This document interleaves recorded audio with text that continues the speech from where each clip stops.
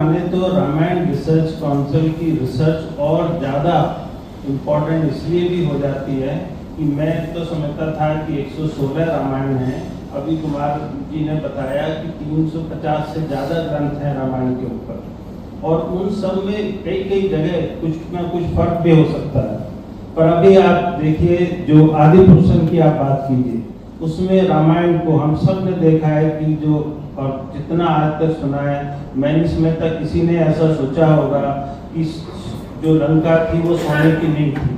और वो कोयले की थी, बट आदि पुरुष में उसको कोयले की दिखाया, बिल्कुल काला दिखाया। उस पर काफी बहस भी हुई है, कंट्रोवर्सी भी हुई। आज जो मैंने ये ट्रेलर देखा तो मैं खुद चकित रह गया कि ये रामायण है कि महाभारत है, क्योंकि आज तक हमने कहीं भी राम को घोड़े पे सवार होते हुए नहीं देखा,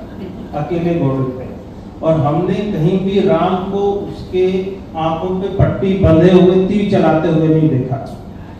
तो वो एकदम ऐसे सोचा, और हर आदमी का ऐसा परसेप्शन था कि शायद ये महाभारत का तो कोई सीन नहीं है।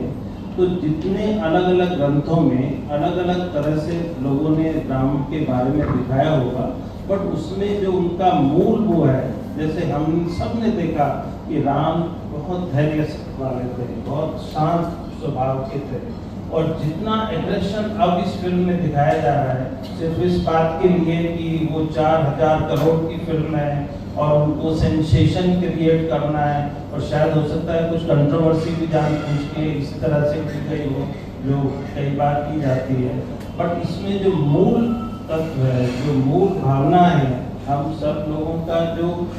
राम के प्रति, सीता के प्रति, और जितने भी उसमें कैरेक्टर्स हैं उनके प्रति जो श्रद्धा है, वो जो मूल रूप में है, जो हमने देखी है, जो हमने सोची है, यदि उससे डिफरेंट उसे दिखाएंगे तो सबकी भावनाएं आहत होती हैं। और मेरा तो ऐसा, मुझे पता है कि central board of film certification किस तरह से फिल्मों को बेसिकली सेंसर बोर्ड से पास कराते हैं। यदि संभव हुआ तो ये भी हो सकता है, और वो कई बार ऐसी कमेटी बनाते हैं, और ये सुझाव भी हो सकता है कि इस तरह की खासतौर पे रामायण हो, महाभारत हो, और इनके ऊपर जो फिल्में बराबर बार बार वो बना रहे हैं, और जो VFX से जिस तरह की टेक्निक से वो उसकी जो मूल भावना है, जो जिस तरह का पिक्चराइजेशन हमने सोचा या ड्रीम किया है, वो पूरी तरह से जो चेंज हो गया है बेसिकली, ऐसा कम से कम करना चाहिए। और शायद उनको स्पेशल परमिशन लेनी चाहिए इस तरह के ग्रंथों को बार बार दोबारा से अलग अलग फॉर्म में दिखाने के लिए।